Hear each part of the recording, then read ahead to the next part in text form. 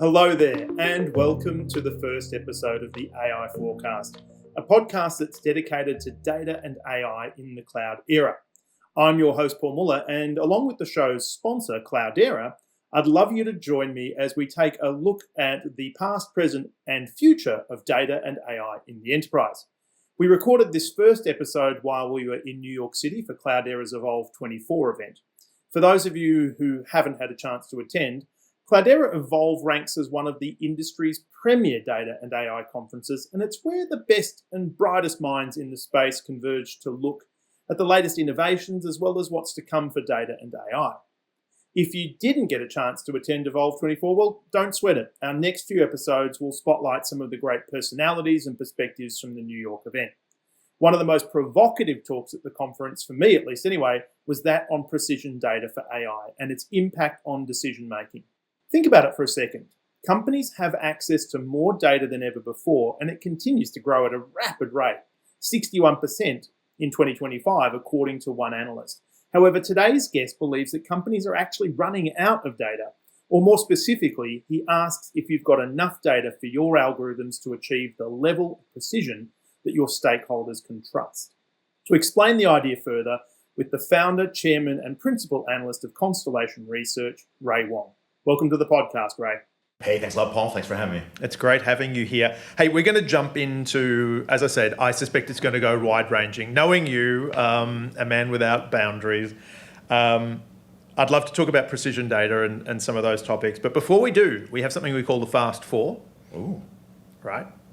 It's not a superhero group. Okay. It could be a Marvel thing, though. It's not a K-pop band either. No, it sounds like a K-pop band. Just kind of get to know you through a slightly different lens. All right, Let's give it a go. good. All All right, first question. What would people say, Ray, is your superpower? Convening. Bringing common people together, different people together, and convening folks in a way that's kind of fun.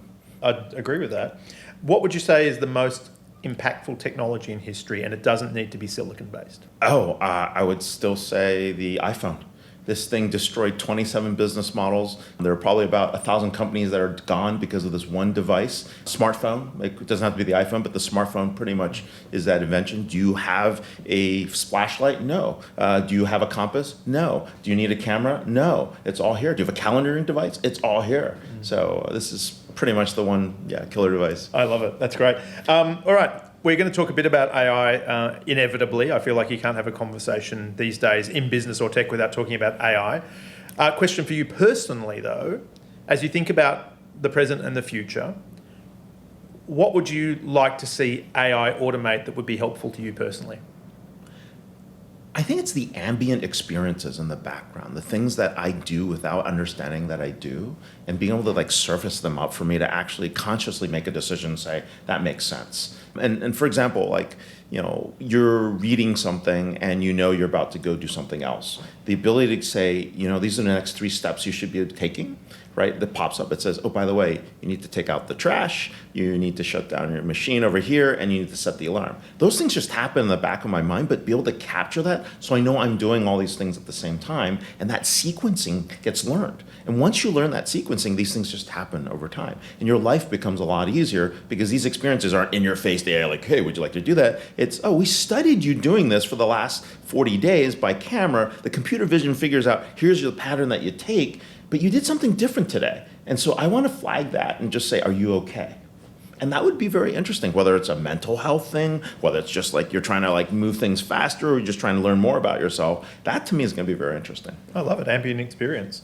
Counterpoint, where would you like to see us maintain a human in the loop when it comes to automation? I would say, I think you should always have a choice for a human in the loop. That's probably something we should strive for.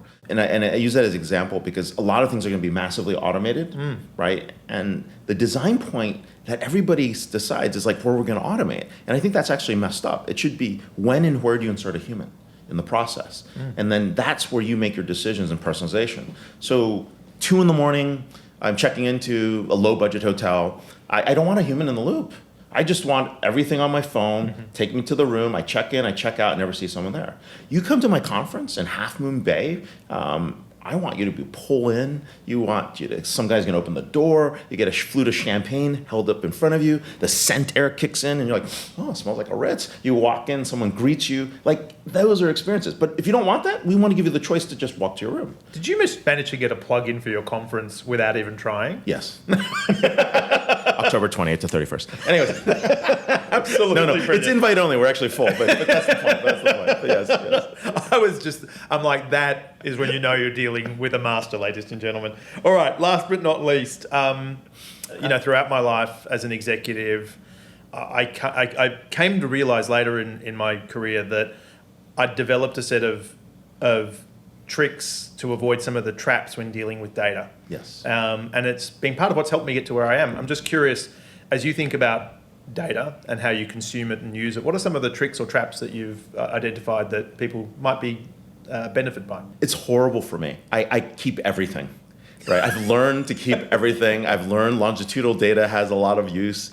I've learned that, even though my laptop is now so much heavier, I have the 5 terabyte hard drive, right? Because I want access to all the data at all the time. It's a really bad trick, but it has saved my butt. Now, if I could get that to a point where I could get the right data at the right time, at the right form factor, and the right security model, I would take that too. But because I can't, I'm a hoarder of data, and that's my trick. I love it. I mean, I have to go off-piste on this one straight away. I've got to ask the question, have you pointed an LLM or similar at your hard drive, and I'm just curious, have you tried that? And if you did you get any insights out of it? I have been very careful to have everything local when I do that, because I don't want to leave that out in the wild. But yes, and it is really interesting because using my calendar as an example, I color code my calendar into something like 47 different types of calendars of tasks. And I've realized that I've flown more than I've slept, which is scary. That's all right. Staggering fact of the day. The fact that you also color code 47 different kinds of tasks. Oh yeah, I'll show you. Yeah, yeah. I think we may need an intervention. It is real. You may need an intervention. We need an intervention. It's right here. Are you OCD by nature, or no? It's just that I've learned to. Yeah, it looks like this. All right, ladies and gentlemen, for those of you who can't see this screen, apologize. Yeah, exactly right. For those of you listening, just picture a rainbow, but with more colours. All right, so let's get on to talking a bit about you. First and foremost, for those who may not have heard of you, which I imagine is like one whole person in the audience, tell us a bit about your background. Yeah, I started out loving computers, ended up in healthcare by accident, and ended back into technology. So when I was a kid, I was supposed to be a doctor. I realized that, that wasn't for me. Ended up thinking I'd be an engineer, realized that wasn't for me. Studied public health and got into consulting. And so I did healthcare transformation, post-merger integration, ended up at Deloitte. They realized I was good at computers. Then I ended up at EY, did SAP implementations. Then ended up at Oracle doing product management, was the marketing chief of a web commerce company that didn't go public, but we did have a $2 billion valuation, which went away in March 2000. As did so many, Ray. As did so many. But then ended up back at Oracle, doing party data models. Left, ended up at PeopleSoft, and then got taken back by Oracle, and then was a research analyst for like 5 years at Forrester. Started a company that got sold and bought by a company called Profit, and then started Constellation in 2010. And it's really been strength to strength at Constellation, hasn't it? It's been fun, right? I mean, when you get to choose the clients you want to work with, and when you get to pull together, back to the convening thing, like a community of CXOs, so we have chief AI officers, chief digital transformation officers, CIOs, CTOs, CMOs, and you get to choose the people you want to work with. That's fun, right? Because we're small enough, we're a boutique, and that means like the clients that you're with, like you're really with them. I love that. So I'm curious to know what they're talking to you about, especially as it relates to data and AI. But one of the other things I wanted to chat about was this notion of precision data. And specifically, I was reading one of your blog posts recently that talked about the dark ages of data. And I'm desperately curious to know why you think that's a thing. But maybe should we start with what you're talking to clients about, and then we'll get into precision data? Let's do it in the order you wanted. Let's say precision data. All right. We're at a point where people get excited about 85% accuracy in their LLMs. And that's interesting, right? So 85% accuracy for customer experience means that's not bad, right? I mean, you might get a call that gets routed to the wrong person. You might get an extra fry by accident, at the checkout. But that's fine, right? Extra fry. Nothing too bad. 85% accuracy in supply chain means you have no manufacturing operations. You're losing millions of dollars a day. Yeah. 85% accuracy in finance? Do you want to go to jail? 85% accuracy in healthcare? That's not acceptable. So the first 85% of data, we're like, oh my God, these big language models are here. They're going to take over their general purpose. It's not good enough. So the next 10%, which are small language models, are going to come into play. And the value of the 10% is as much as the 85%. And that last 5%, now you're at 95%, you want to get to the last 100%, that last 5% is even more valuable. That's context, that's location, that's, it could be metadata that you weren't capturing before. That's anything from perspiration, heart rate. It's all being captured. And to get to a level of precision that your stakeholders are going to trust, there's not enough data. Now, where are we right now? Well, I think most of the publicly available information on the internet's already been scraped. There's nothing new. People are not putting stuff out there anymore because they're afraid. So we went from not having enough data to having all the data we know in 2022 to not sure what happened after 2022 because people are hoarding data because they don't want you to get access to it. And so it's going to be very, very interesting. We are going to get to the dark ages of data and dark ages of the internet because nothing good is going to be available publicly except for a Capital One credit card offer, right? Taylor Swift and maybe NVIDIA and Apple. And cats. And cats. Yeah, always cats. And cats. So this is an interesting thought to me because actually it's a profound thought, is the notion that businesses, and don't misunderstand what I'm about to say, but that businesses suddenly realize that hoarding is a loaded term, but protecting their data, keeping it off the public internet, for that matter, even consumers, that suddenly becomes a real priority because I won't say an open source data model, but I did get the feeling there was almost a proliferation of data happening, and it was, don't get me wrong, we're not finding like HIPAA data or HIPAA compliance data, related data out on the internet at the moment, but you do get the sense it's been a bit of a wild west. It's a wild west. I can find the HIPAA data in 4chan, but I'm just kidding. No, but you could, and I guess that's the point. I mean, right? that is the point. Yeah. But it's not that. It's the notion that all the new information and insights are going to be worth something. You're going to value your company not just by the revenues, but also by the business graph and the data that's behind it. So, for example, like we actually think companies will partner, but not with each other in terms of competitors. A big retailer might partner with the manufacturer and a distributor to share information on demand or information on pricing elasticity, or to think about, hey, is there enough supply on hand? Right? That information is going to become very valuable, and people are going to bid and build markets against that. And so we think data collectives are going to emerge over time, or industry value chains consolidate and share information. It's not directly competitors. Retail, manufacturing, and distribution is a natural value chain. Comms, media, entertainment, and tech is also a natural value chain because we have a digital good, whether it's a video or a game title or software or a program. That digital good is actually put into a technology platform and then a distribution network and has members that are being monetized by ads, search, goods, services, memberships, or subscriptions. It's the same business model. And so these natural value chains are going to start learning and how to share data and using different mechanisms to do that. It's a fascinating idea. I mean, extrapolating it one step further, I think Tim Berners-Lee was, promoting the idea that people should start to own their own data and be able to monetize their personal data, because let's face it, that's most of what people are working with. Do you think that that's idealistic or a dream, or at some point in time do you think that I will be able to monetize information about things like my perspiration or my heart rate or whatever that might be, because it would be worth something to, say, a healthcare company? We have to do that by design, and Solid, where he's headed that towards, is one of those ways. I'll give you an example. We were talking to a healthcare system in a location where healthcare is actually run by the government. That's probably the easiest way to explain that, right? And they wanted to know how they could become the best healthcare institution in a region. And so we told them, look, do something that you can do, because you have the power to give every patient, every citizen, their EMR, right? Their electronic medical record, all their data is theirs, right? And make sure that is a property right.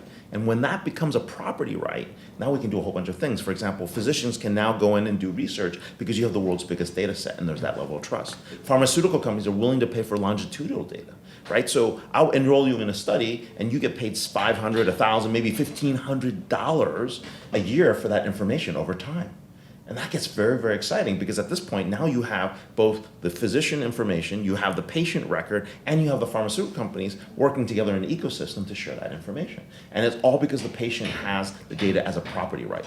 So it's not a ridiculous idea to believe that I might one day be paid for my personal information. It totally isn't, right? There's a company invested in called Prevent AI, and what they do is they basically scan the retina of a child when they're born.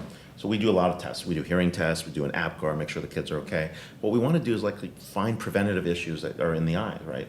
And about a certain percentage of those are correctable surgeries. Insurance companies want to do it as soon as you can because it costs more later on in life. And so we can scan that. It's $400 a shot. There's 2.6 million live births in the US. That's $1 billion TAM. Pretty cool. But going forward, the ability to actually do referrals for that surgery, actually insurance companies are willing to pay for that data so that they can actually do the surgeries earlier so that actually you can actually prevent an issue from becoming much deeper later. Okay. But even more interestingly is pharmaceutical companies are willing to pay $800 to $1,000 for a longitudinal record that's de-anonymized so that they can actually start to identify what's happening going forward. But the funny thing is, when you turn 42, Warby Parker calls you up and says, hey, you're going to need glass in 60 days. That's the cool part. That's actually pretty cool. I mean, I'm thinking to myself now, even as I ask the question, I get probably an email once every, I don't know, couple of weeks asking me to participate in a consumer survey of some sort. Well, they'll pay me $50 or an Amazon gift card. So I suppose I am being paid for my information at the moment. It's just, I don't really see it as being a fungible commodity.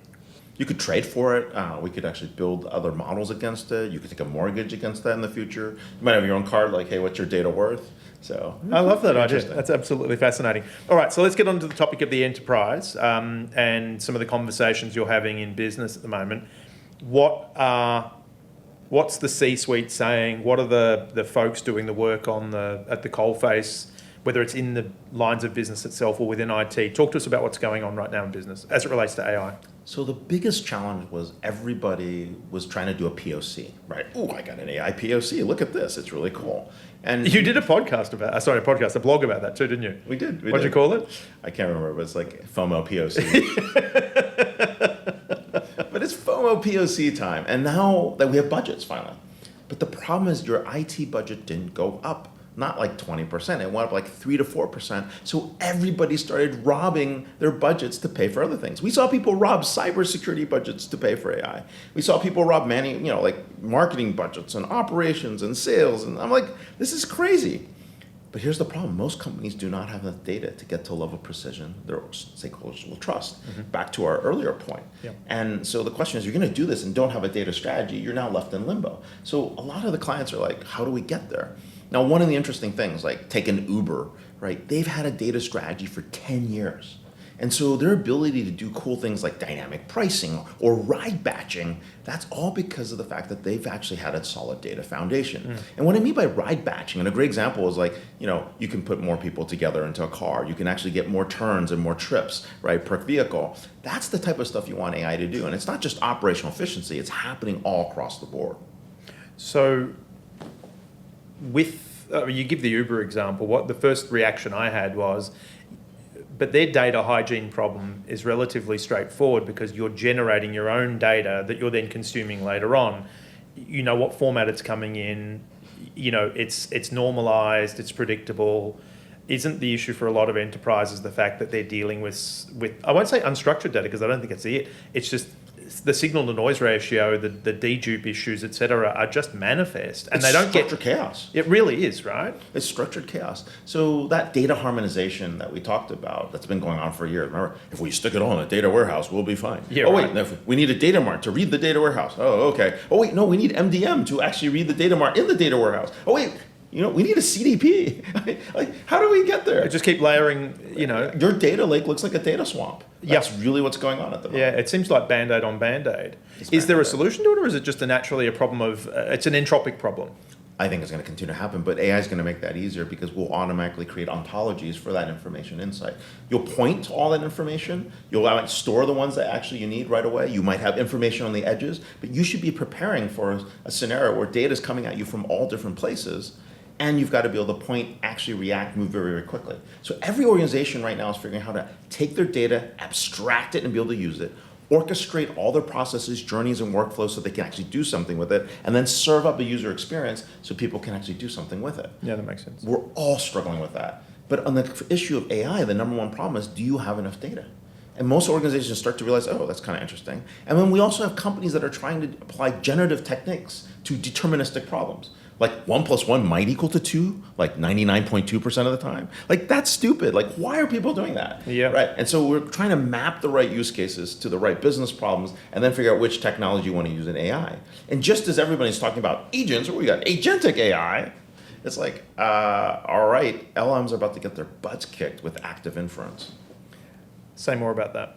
So active inference is a different technique now that actually is much more comprehensive, has less hallucinations. You don't have to do all of the retrieval, RAG. You don't have to RAG out. You don't have to worry about, drifting models. It's actually much more holistic in terms of giving you the view of all the context around the information and insight without having to make it up. So back to the enterprise AI conversation. One of the feelings I have is, I'm going to use a phrase that's a little loaded, is a failure of imagination. Okay, you're nodding. Well, here's the thing, right? Every organization is going through not having enough data. They don't know how to operate at machine scale, right, with humans, right? Because there's just way too much, right? And then the third thing that they're all trying to figure out is, like, if I have all this data in place, like, what happens with it, right? Do I store it? Do I use it? Who's in charge of it? And so that management becomes so important. That data management is probably the most critical layer that they're trying to figure out. And then, of course, we always ask this question to folks is, when and whom do you sue if something goes wrong in these AI projects? Mm-hmm. And what's the answer to that? Oh, they really don't know. So looking at the Hudson over here, Yep. and this is a wonderful venue, like where we are here at Pier 59. And I would say that, in the year 2050, we are flying great. It's an automated jet, full run by AI, San Fran to New York. We get to New York, bird strike hits, 200 people on the plane, 10 million on the ground. Who do you sue when something goes wrong, right? This is the question, right? Yeah. So what do you think the prompt from the plane says? Would you like to renew your insurance policy? Or is it, would you like to cancel insurance policy so you can land this plane on the ground? Yeah. Right? Yeah. That's going to be the question. Yeah. Right? And you're going to look back and like, hey, in the 2000s, some dude named Captain Scully landed a plane on the Hudson. There's a 0.001% chance that you can land the plane on the Hudson. So would you like to renew your insurance policy or would you like to revoke it? Yeah. As a human, I don't know. I would always revoke the policy to try to land. I'm not sure if I could afford to actually renew the insurance policy. But if something goes bad, do I sue the plane manufacturer? Yeah. Do I sue the software automate company? Yeah. Do I sue the airport? Do I sue the network that's actually trying to make this happen? Do I sue the people who wrote the algorithm? Don't know. Well, but does this go back to one of the earlier questions we asked, which is the human in the loop part, is that there's some problems that are not that they can't intrinsically be solved by technology, but there then becomes a moral or ethical or just a value of life judgment call Oh, yeah. that will inevitably be wrong for somebody, but somebody needs to make it, I won't even say to be accountable or litigatable, but simply to say, I made that call and I stand by that decision. Where and when do you insert a human is going to be very important. No, it's fascinating stuff. I'm just curious, are there any use cases you're hearing about at the moment that are particularly exciting you? What's got you jazzed about what you see happening in the enterprise? So everyone's doing code gen, right? That's the easiest one. People Yep. are building code in AI. But we really like procurement. Anything with lots of documents, lots of legalese, that's kind of structured is really good. So procurement's a great one. You can figure out like which contracts were paid differently. You can figure out if somebody was really like hiding something. You can actually find a lot of embezzlement, a lot of cool stuff like that. You can also figure out like, hey, are we charging appropriately? Or like pricing wise, did we pay too much Yeah. for stuff that we didn't use? You flip it around the other way, it's also you're looking at the consumption piece. But regulatory compliance and risk, we think, is a great place to get started. And then, of course, all the operational efficiency use cases people are looking at. I've got to ask the question. I'm a bit of a cynic with this stuff, so I'm curious as to, from a cynical standpoint, are there some use cases that you see out there that right now, I call them the sirens on the rocks, that are drawing people in, and you're like, don't go there because it's not as pretty as it seems when you get to the destination? Are there any that jump out at you? So everybody likes to do the automated agent and the customer stuff with the knowledge stuff, and you really have to get that right. Like if you mess that up, like it has to be almost perfect. And I mean by almost perfect before you deploy, because if you don't do that, customers will never go back to it again. You only got one shot to make this work. Well, and as you say, 85% accuracy is I'll take the free fries. yeah, right. And your competitors are only a click away, and if they've maybe not automated to the same degree, Yes. you get to keep them. Look, that's fascinating stuff. Question for you, in terms of the future of AI, what are some of the big opportunities you see out there, and maybe what are some of the the concerns or constraints that people need to be mindful of as we wrap up today? Yeah, I think the important piece is every organization that hasn't built a data strategy or data foundation needs to start now, right? And you're going to expect your data to sit in all different places. And managing that data has never been easier, but it's never been easier either. And I think with AI and automation, you can actually get a grasp of that much better than most organizations have been able to in the past. And that means you should be really focusing hard on the business problems that will differentiate you because of data. And you should also be thinking about how fast can you make decisions. The faster you can make decisions inside a company means that you actually can operate at scale, and that's your competitive advantage. And so the end game of AI is not more AI. The end game of AI is decision automation and decision intelligence. Yeah, right. And then in terms of concerns, watchwords, things to be mindful of? Yeah, I mean, these snake oil salesmen and POCs of AI. No, I'm just kidding. No. I would But say, are you? I know. But no, I think the concern is just, it's a little bit different. It's like technology is moving so fast that if you don't humanize the process of actually working with a human in the loop, back to your point there, but more importantly, making sure that people feel like the changes that are actually captured by AI are actually there. That training and that modeling that actually happens when you're working side to side, that's going to be an important piece, because that's how you build trust into the system, and that's how people continue to keep trust in the system. No, I think it's really valuable stuff.